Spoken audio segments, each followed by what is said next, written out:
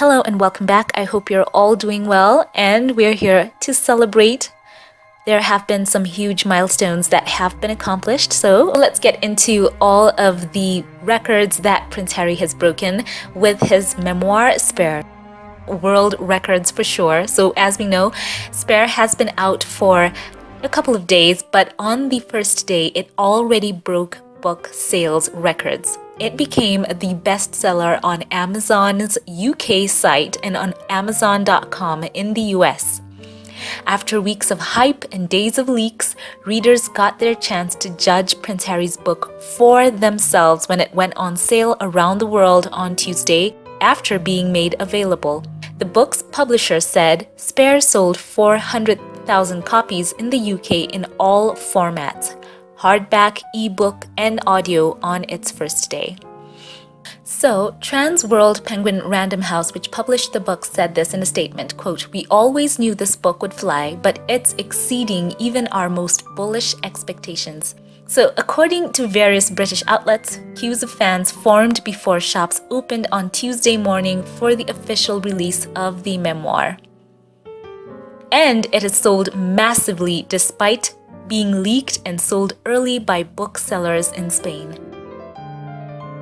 So updated, we have this report that Prince Harry's memoir Spare has indeed sold over 1.4 million English language copies in all formats in the US, the UK, and Canada, and is already in its second run. So this is according to the publisher Penguin Random House, and they announced this on Wednesday, just one day after the memoir was released.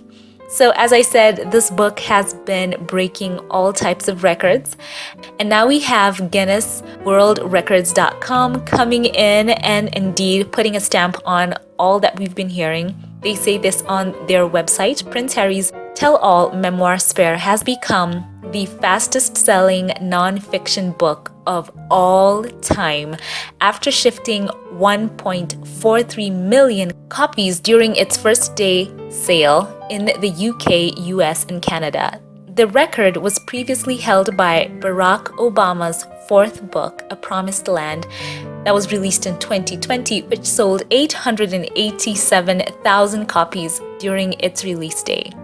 Spare's superlative sales figures are made even more impressive, they say, when considering the fact that it was leaked 5 days early in Spain. This meant that most of the revelations contained within, including details of Prince Harry's drug use and altercations with his older brother, Prince William, had made headlines worldwide before the book officially hit shelves on the 10th of January. They go on to say that the Duke of Sussex promoted the book before its release, giving interviews to ITV, The Late Show with Stephen Colbert, 60 Minutes, and Good Morning America. And they say during his chat with Stephen Colbert, Prince Harry said, quote, "Of course," when asked whether there was an active campaign to undermine the book. And the article says this as well concerning Spare, highlighting the massive sales that it is having, that they say, quote, "Spare was launched in the US with a print run of 2 million copies, and a second print run has now been scheduled in order to meet the huge demand. Despite having a cover price of $36 in the US and £28 in the UK, many retailers were selling it at a discount, some up to 50%.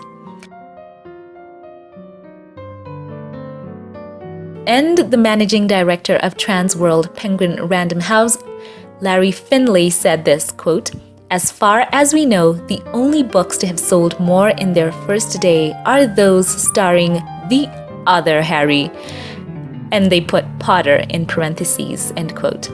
So Spare was written by American novelist and journalist J.R. Moehringer, who also wrote memoirs for tennis legend Andre Agassi and billionaire Phil Knight.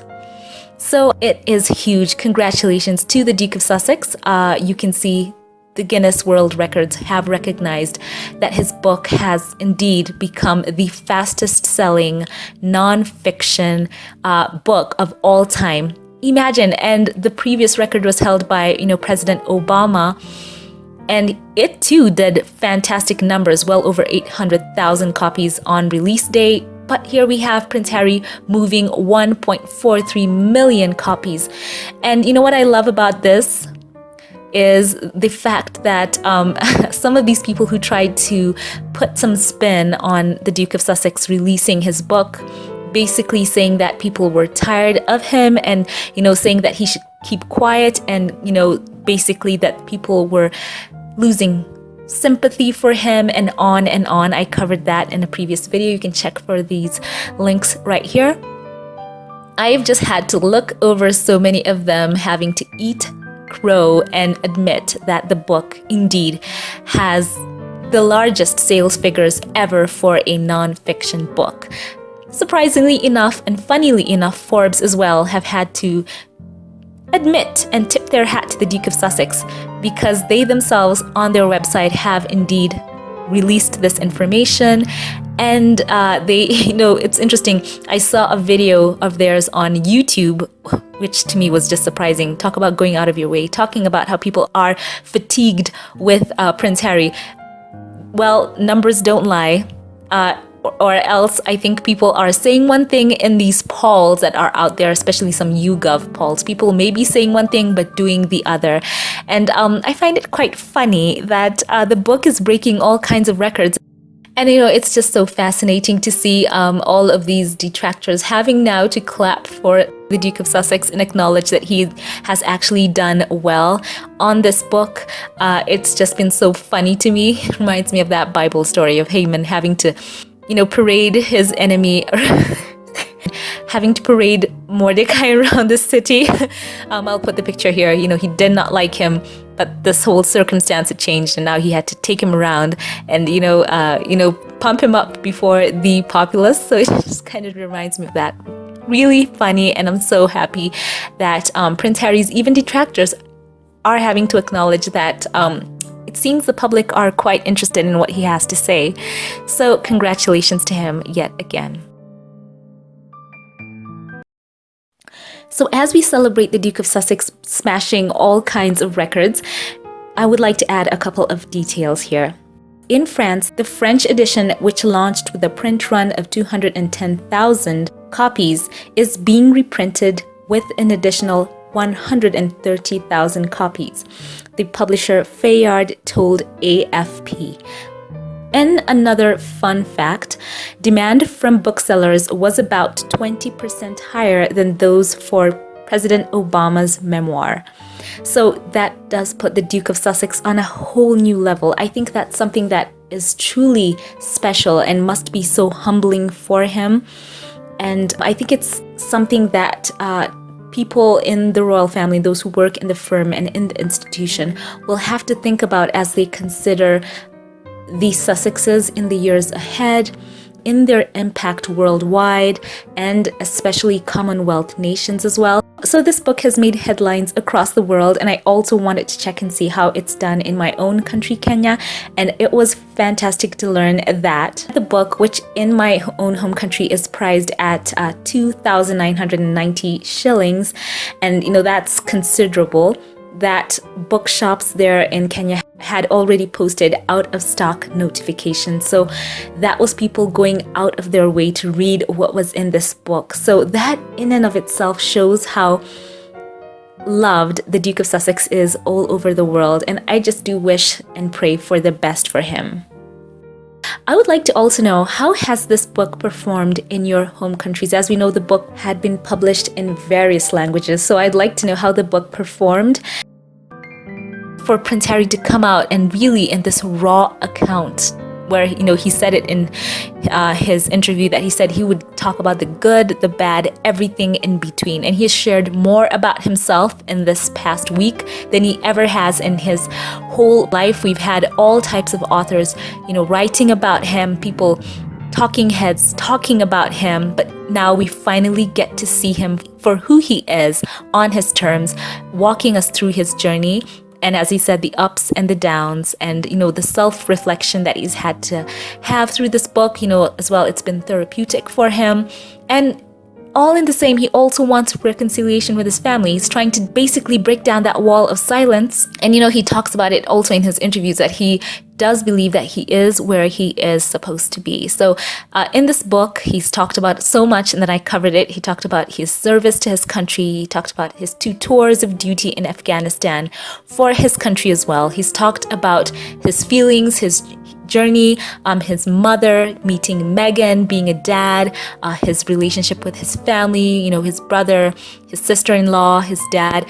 And there is just so much he has detailed in this book about the experiences that he's had and how he chose to deal with sometimes using the wrong methods, sometimes, using the right methods. And he hopes that in his raw account that he will help others. And it's interesting, the world is seeing it from his mouth. He said he will not go through the corners. I think some of you know that meme. He's gonna tell us directly, and now we have all of these admissions that his book is indeed doing amazingly. And by the way, one more record. As part of his media tour to promote the book, he sat down, as I said, for interviews with ITV 60 Minutes, Good Morning America, and Stephen Colbert, and his 60 Minutes interview garnered 11.2 million viewers, the largest audience of the season. And yeah, this is Forbes as well admitting this. So how can people be fatigued of him and yet are tuning in to see him? And there were polls apparently taken. I don't know who was being polled, where people in the UK said that they would not read that book, but it's moved in the first day 400,000 copies. And for anyone who's in publishing, they will tell you that is a huge hit, a win. And of course, those numbers, they just keep going up and up. I've seen reports of people saying that even the library wait times are just too long till people have to just order the books. And the deals are out there, as you heard me say.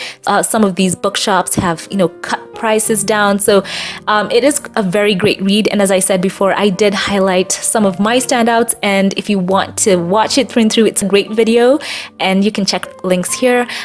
And I had so much fun making that one, so much to talk about. So I hope to see you on that video as well. So here we are celebrating huge victories for the Duke of Sussex. The thing that I think makes him the happiest is that people have got to hear him and read his own account. In his own words, he takes responsibility for everything. There are no unnamed sources. It's just him, unfiltered and raw. And congratulations to the Duke of Sussex as well as the ghostwriter as well. So I wanted to share this good news with you. Pop open the bubbly and share your excitement in the comment section below. Before we log off, as always, a special thank you to those who support this channel financially. Your support means so much. Thank you for, coming along with me on this journey here on YouTube as well. It truly does mean so much. And I want to give a shout out to a couple of you here. A thank you to Kathy Aye. Thank you so much for your giving to this channel. It truly does warm my heart. And a special thank you to Maggie Jackson, who also goes by the handle Anna M. Jackson, for all the ways you support this channel through Patreon, through giving here. I want to say thank you from the bottom of my heart. Thank you to Patricia Lane. Patricia, God bless you for how generous you have been to this channel. Thank you so much. And thank you to those who gave during the last live. Thank you to Bonnie, who goes by the handle B10Pal. Thank you for your super. I appreciate that. You are always such an encouragement to this channel. Thank you. And thank you to Olivia Johnson as well. Thank you for your super chat. Your encouragement and love are so tremendous. Thank you. And thank you to those who gave super thanks. Thank you to Rochelle Cherry, who also is a massive supporter of this channel. Thank you from the depth of my soul. I appreciate and love you. Thank you once again to all who support this channel. Leave your thoughts on this in the comment section below. I love you all. And I will catch you in the next one. Have a blessed one.